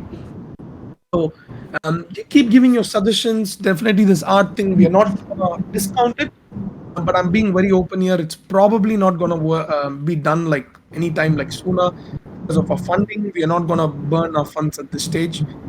But down the line, definitely we are open to exploring it, like an option where you can reconstruct your NFTs, or even probably, change the different style, like something like what Doodles and Space Doodles does, right? Something like that, maybe, where you can swap to a different version if you want. Kind of give you this thing, like, a chance to swap to a different kind of an artwork. But one artwork is not gonna satisfy everybody. I know that for sure. Like, as I said, like, for me, each one's got their taste. But essentially, our aim now is to build our wall naturally, without dropping more and more collections. Yeah, definitely, and that's, again, that's the two, basically, to kind of recap into two basic statements, is that, PG direction is about empowering the people that we have here to be better versions of themselves, whether it be investments or personally speaking, or the networks that we have and we have in the space, right? So it's a much more value-based asset for, one, our holders, and two, for the revenue streams that we have. Also the fact that, PG as a brand will not be treating its holders as consumers, right? It's the revenue streams. When you look at projects that actively work towards getting their revenue from secondary sales, right, and merge drops and these type of things, is that because they see you as their revenue structure. Right now, of course, that at the same point in time, it's going to be definitely things that we have to deliver on certain fronts, right? Because as a reputable project, there are certain values that we have to give to our holders and our community. Everything that we deliver, we talk about the gasless marketplace, we talk about the tools that we have to give, again, pertains to the brand of empowering our people to be better, right? So, it's pushing that narrative that we have to be, and as I said, it will not be attractive to everyone, and that's something we as holders have to understand. We have to understand to continuously build on, right? But that's where our value proposition lies, right? And just to define what a value proposition is basically what makes you different from any other NFT project in the space, right? And this aspect of what we're building is what will make us different. So that's in terms of, just to highlight the topic of discussion today, is the marketing of PG is going to be built towards highlighting those aspects. We're going to do a lot more case studies. We're going to do a lot more proclamation of our strategic partnerships and our equity investments. We're going to do a lot more of onboarding Web2 builders into Web3. We're going to do a lot more of due diligence to make sure that we have the right people in the space, not in our project, but in the space for certain aspects of the project, right? So that we the value of NFTs and the value of the Web3 community isn't about the profitability that we have here, but it's on the ongoing goal of mass adoption. For mass adoption to exist, certain aspects and core foundations of the space needs to happen, and that's what we're going to promote, and that's what we're going to build. So that's where our marketing campaigns are going to be.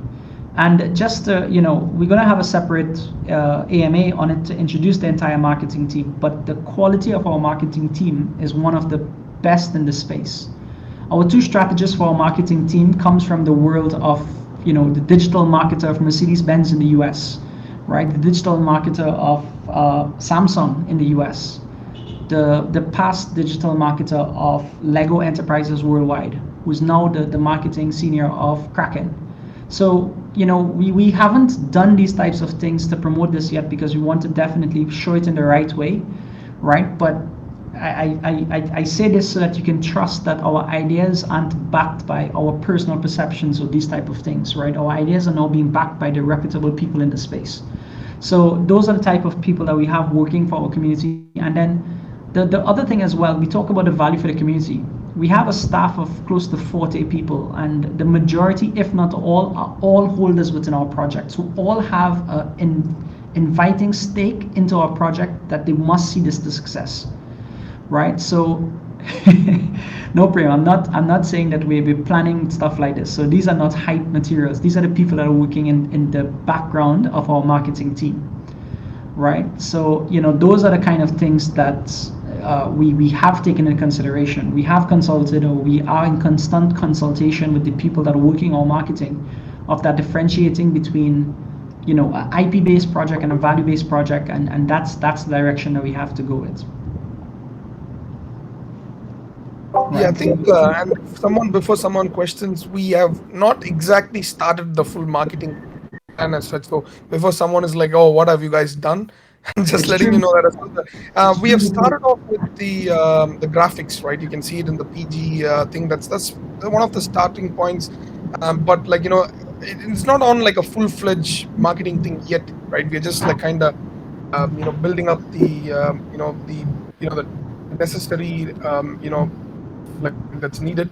So just letting you know, it's not yet 100% completely started. It's when our LinkedIn is completely live. It's when our our Twitter page goes more active, and you'll see when it's live. Like, we'll let you know. But essentially, we are doing the background work now, getting these guys and putting in a strategy together. But it's probably, I don't know, Amresh, you can give a better timeline of when to expect when you guys are kind of like, we'll be looking for a full-on, like a start from that team. But yeah. Sure. So basically, what we're doing is that we're building foundations and templates for all our marketing procedures, right?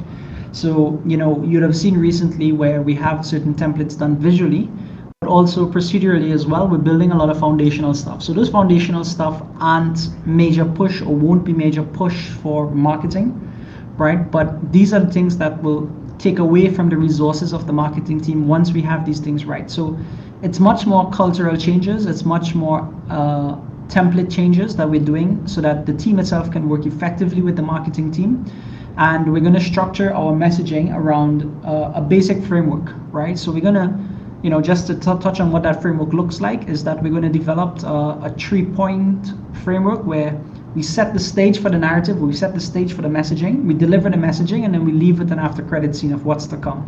So that's the basic framework of our marketing, and that's what we're going to continuously scale, so that whenever we have information to share with our community, it matches that criteria to have the most amount of impact, right? And impact being the market confidence, the value confidence in terms of our own holders themselves, and then externally as well. So those are the things that we're going to face. And again, the marketing team is 3 weeks old, right? So a lot of it went into first finding the right people. Within our community, we had the Jura Lake form that we definitely headhunted from, and we found the best people, and we built a marketing team around that. Our marketing team is still comparatively small in reference to other projects, where we have to make do with the funds that we have, and we have to make do with the resources that we have. And those are the aspects of what it is the marketing team is going to constantly look at.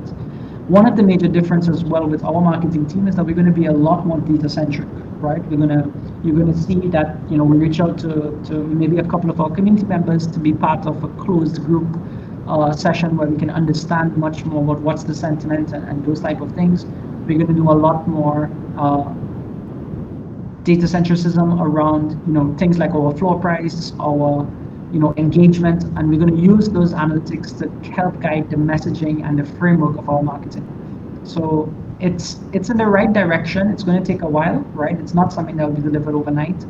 But I just want everyone to understand that we have a dedicated team now that's solely focused on marketing. It's not just a one-person job no more. But our marketing team comprises of 1, 2, 3, 4, 5, 6, 7, 8 of us, right? So that's how we're gonna push that.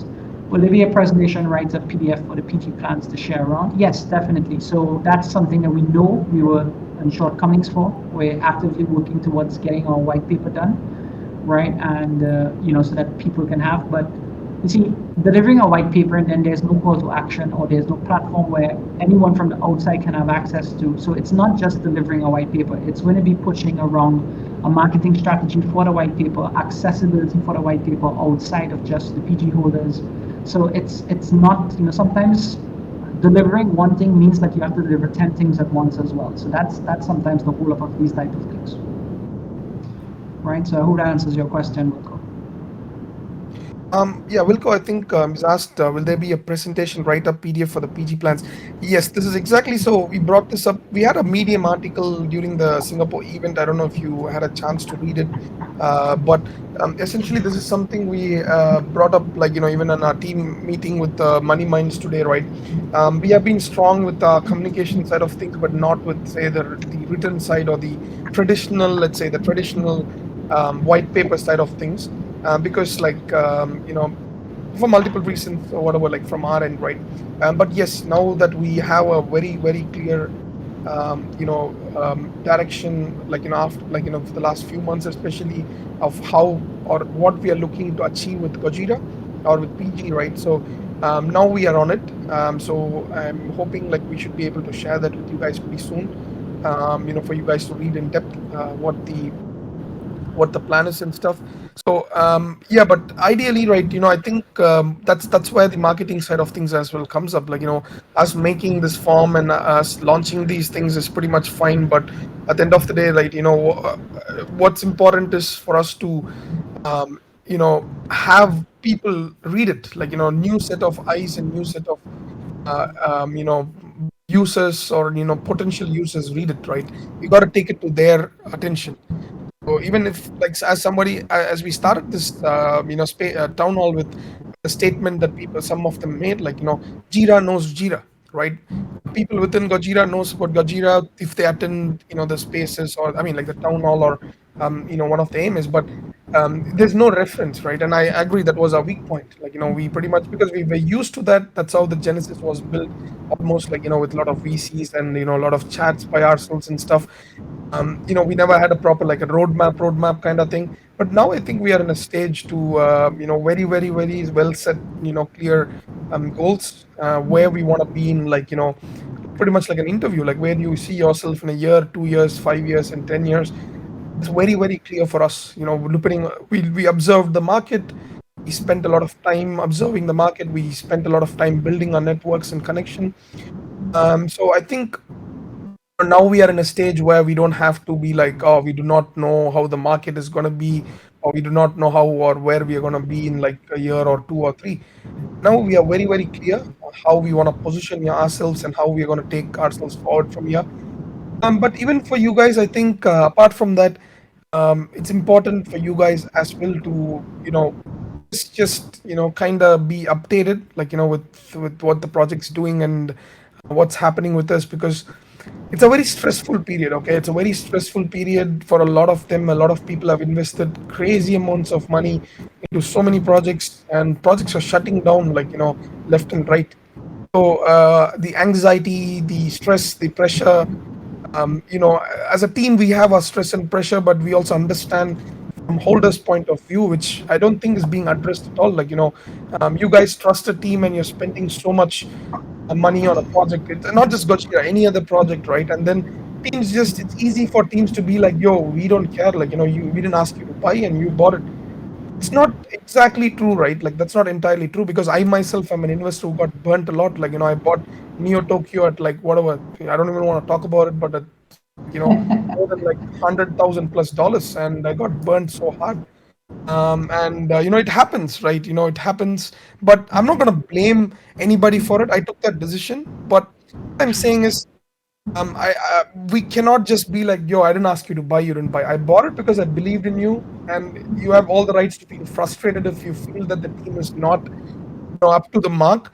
But instead of, what we want to try and do at Gojira is, instead of just building up that frustration and wasting your time, would like to bring up this kind of a everyday forum, like like this kind of town hall, which is happening almost every day, different topics for different team, the suggestions form, or the team is completely like kind of accessible, like almost you tag someone, me or Jamie or anybody, you want to have a one-on-one chat, or you want to share some opinions.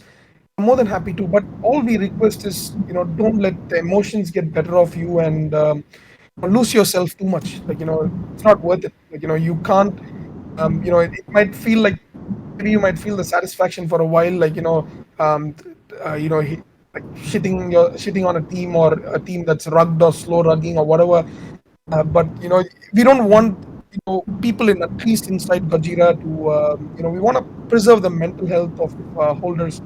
And that's a really important aspect. Any stress, the team is there to take. That's why we are getting paid from you guys on a monthly basis.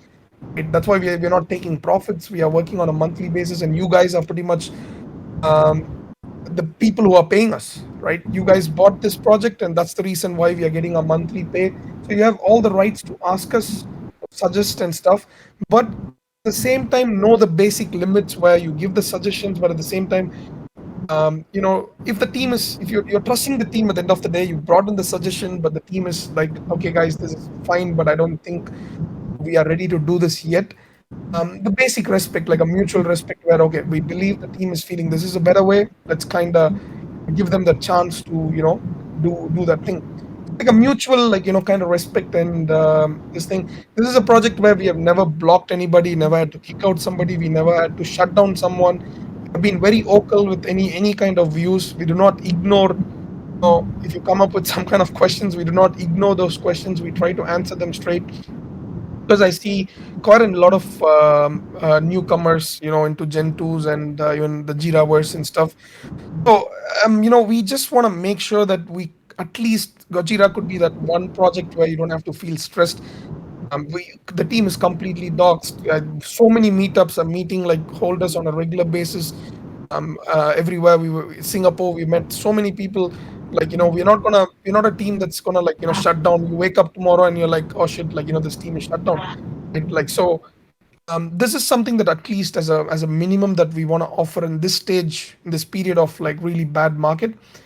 So any kind of problems you guys have, or any this thing, like, kind of attend even Josh's mental health seminars on Saturdays. This guy is amazing. Like, it helped me a lot as well, for me, during my period of stress with both IRL work and Gojira, like a couple of months back till I quit my job, right? So just use, in this period, just try to use these kind of small opportunities.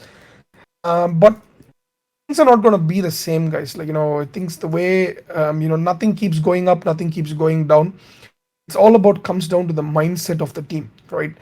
There's no reason to, for a project to shut down if they legit have a mindset and a will, right? For some of you do not know, we had 15 ETH in our hand when we sold 333 Genesis, because 33 were free mints, 300 were like sold at 0.05, and from 15 ETH we are kind of sitting at like almost $2 million plus. So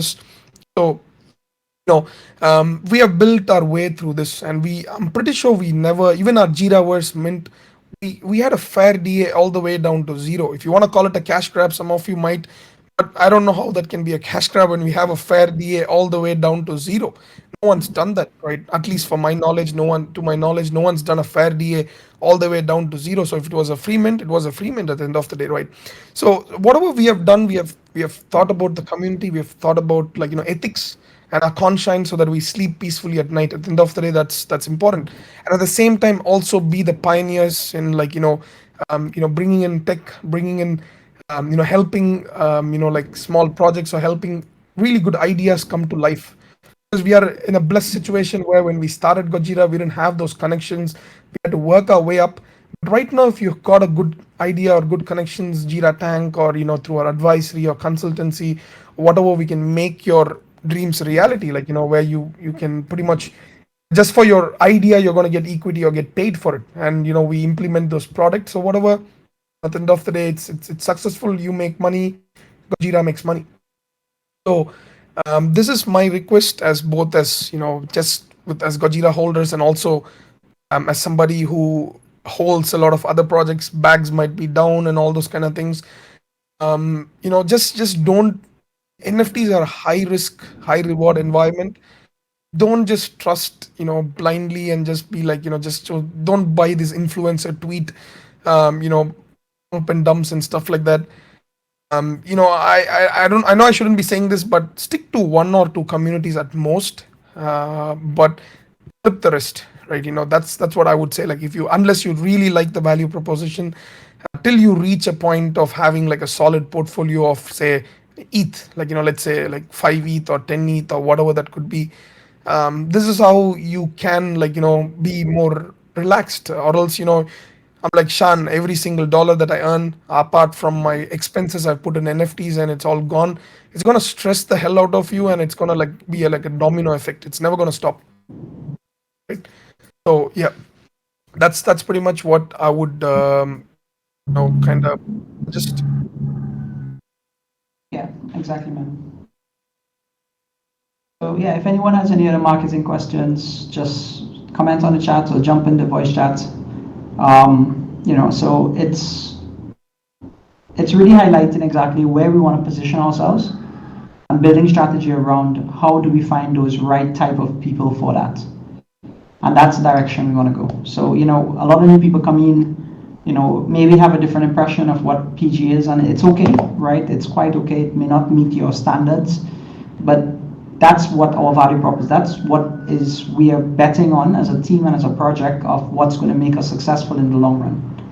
So those are the kind of things that's where our conviction lies, and that's the future of the project. And in terms of marketing, that's where we're going to position our strategy around delivering the content and delivering the visuals and delivering the narrative that reaches those types of consumers. And again, for some of the people that came in late, is that the major difference that I want to have everyone leave here today is that our community is not our consumers, right? These are the people that has trusted us and has invested into the project. It's a completely different narrative, right? Our consumers are the revenue streams that we've been exploring and bring value into the project. So, that to me is one of the major convictions why I personally like the project, because from the very start, close to a year ago, it was promoting that, having sustainability lie around our consumerism revolving inside our community will not last us in any type of long run, right? And, I'm pretty happy to know that we have been providing a revenue stream and providing a salary to the 40 plus community members that have been working for our project and are working towards our vision. That's when people ask, what has BUIC given you outside of a high floor price? That's the answer, right? What has any other project given you outside of just speculation that you have an appreciation assets? That's it. So that's where we want to be different, and we want to to push that aspect of our project being sustainable relies around, not pushing that narrative of having our consumerism revolve around the project. Again, not a comparison, just making a point that currently the utilities high floor price for a lot of projects. So just to emphasize that a lot of projects, the current utilities high floor price, because NFTs, I think, as I said, it's in a teething phase, right? So when it's in a teething phase, it's like it's like kind of like it reached a point of a greater fool's theory, like when A sells to B and B sells to C, and keeps going at a higher point till it reaches a point where no one's ready to buy at a higher price than that and comes crashing down. So what task we have put on ourselves is not, it's ambitious, right? It's ambitious, but you got to be ambitious to try and maintain a 50x or a 100x valuation. That's it. Yeah, definitely, Wilco. That's something we definitely have in the pipelines. That's exactly what we want to do. New visuals to explain these type of things, and that's what we want to push and promote. Of course, will go. I think this is the point why Amresh even convinced us to spend more on the marketing side, to get better this thing, because it was being done with few people in house for because Wilco, you probably know the story at the time when we kind of had to just do it a lot of things ourselves. We couldn't exactly get a full on team to get our a lot of things done. It was just done by a couple of our own community members, the presentations for Singapore and stuff. It was overall, it was okay, but I know what you mean. It's not something where, like, if personally I'm gonna jump into I used to do a lot of presentations when I was in Tesla, almost every day, in fact, and I used to spend hours on presentations, right? It's not something that can be done in like 2 hours or 3 hours, and it in itself is like a in itself is a task, it's a full-time work, to get those things. So which is one of the reasons why we even got convinced to kind of like keep this full-on marketing team, which is like 2 or 3 weeks old. So any more slides or any more new stuff that's coming on, it'll be coming through them. And as I said, even it started off with the change with our tweets. I don't know if you have noticed it, but instead of just putting messages, we started using our own template and graphic side of things. So everything we pretty much want to kind of keep it, have our standard templates and have pictures speak 1,000 words, have it pretty professional, and at the same time also like clean and neat.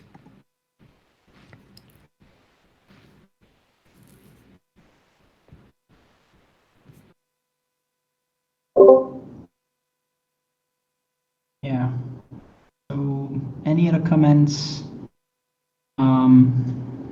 If not, we can maybe the CMA.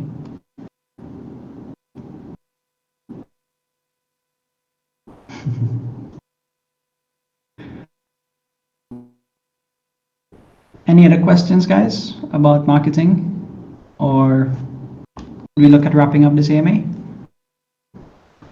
Shan, you want to leave? The real question, final question, Amresh, when 10th floor for Gen 2? Come on, answer this and we'll leave. Your marketing team, if your marketing team is not gonna make Gojira Gen 2 bring to 10th by end of this year, we're gonna get rid of them, right? That's our KPI, right? That's a KPI of measurement. Guys, stop listing, all right? Guys, once you know all this marketing team is doing, stop listing, right? We go back to 1 year back when teams used to be like, guys, we are the floor, we control the floor, everybody delist, and we go to 10th floor. So that would be the marketing strategy. If this doesn't work in a month, that's going to be it. We're just going to post that on Twitter all the time. if you don't reach, I'm not gonna do that, Tata. You do it. Why do you wanna?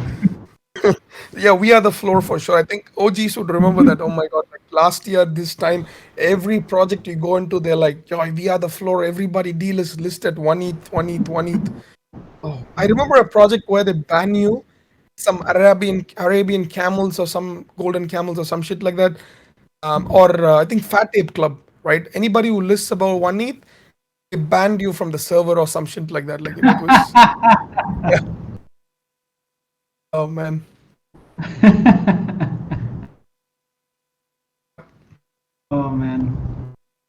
right. So if no questions, well, thanks a lot, guys, and catch you again for another session. Hopefully next week we have our, the tools and our the gas list marketplace ready. Hopefully, I'm not sure, but end of this month, yeah, I think we are pretty much on track. Should be fine.